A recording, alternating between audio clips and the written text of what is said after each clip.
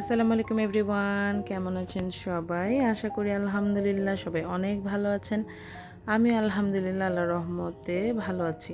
তো ওয়েলকাম করছি গোধূলির সময় ফেসবুক পেজ এবং গোধূলির সময় ইউটিউব চ্যানেল থেকে।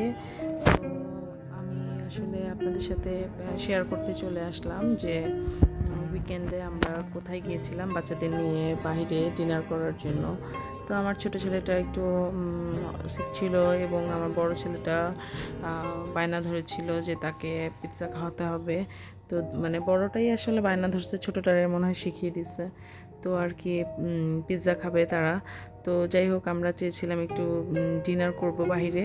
তো ছোট ছেলেটা অসুস্থ, ওর কথা চিন্তা করে আমরা বললাম যে থাক তাহলে আমরা পিৎজা খাই, বাইরে আসি ওদের সাথে। তো যাই হোক, আমি অর্ডার করে একটু নিচে চলে গেছিলাম। ছোটো ছেলেটা একটু বিরক্ত করতেছিল ওকে নিয়ে। তো যাই হোক, ছোটো ছেলেটা আবার দেখলাম যে নিজে হাতে একটু খাচ্ছে। তো আমি 2টা পিৎজা আর 2টা ট্যাকোস অর্ডার করি। বড় ছেলে বলে আমারই একটা লাগবে।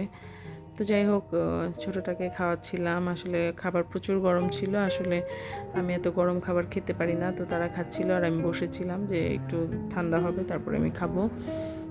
তো আমার খুবই ভালো লাগছিল যে আমার ছোট ছেলে যে নিজে হাতে খাচ্ছে।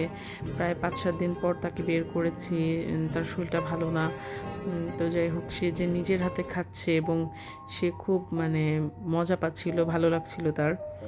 তো যাই হোক, আমার তখন ওই সময় কি নিয়ে যে গল্প করতেছিলাম আমার মনে নাই। তো যাই হোক, খাওয়া দাওয়া শেষ করে তারপরে হচ্ছে আমরা ভাবছিলাম যে রিক্সায় একটু ঘুরবো।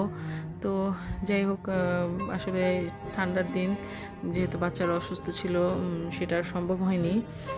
তো ওর বাবা হচ্ছে ছোটো ছেলেটা তো খায়নি তেমন। তো বাসায় আসলে আবার বিরক্ত করবে, তাই বসে বসে খাওয়াচ্ছিল। আর ওকে আসলে কন্ট্রোল করতে পারে ওর বাবা খুব সুন্দর করে। আসলে ও একটু বেশি করে তো পাকনামো করে, তো আমি আসলে ওকে কন্ট্রোল করতে পারি না। তো ও আসলে ওর বাবার কথা শুনে, বাবার প্রতি মানে সে খুবই দুর্বল আর কি। মেয়েরা যেরকম বাবার প্রতি থাকে, সে সেরকম তার বাবার প্রতি। তো যাই হোক, ওখানে আমরা গল্প করতেছিলাম আর ওকে খাওয়াচ্ছিলাম। তো খাওয়া দাওয়া শেষ করে আমরা হচ্ছে নিচে নেমে আসবো। তো আমার বড় ছেলে নামার সময় বলেছিল যে মা ওয়াফেল খাবো। তো আসলে তখন খাওয়া হয়নি, বলেছি যে আচ্ছা পরে খাচ্ছি। তো আসলে যাই হোক, খাবার পেট ভরা ছিল, ও বলছে থাক এখন আর ওয়াফেল খাবো না, বাসায় চলে যাই। তো যাই হোক, আমি রিক্সায় করে আসছিলাম আর বেলটরের কাছাকাছি এসে আমি ইয়েলোর শোরুমটা দেখে আমার খুব মনটা খারাপ হয়ে গেছিলো। আসলে সালমান এফ রহমানের জন্য আমার তো একটুও খারাপ লাগে নাই, কিন্তু ইয়েলোর প্রতি একটা সফট একটা কর্নার আছে যে বছরে 1বার বা 2বার হলে ইয়েলোতে যাওয়া হয় ঈদের সময়।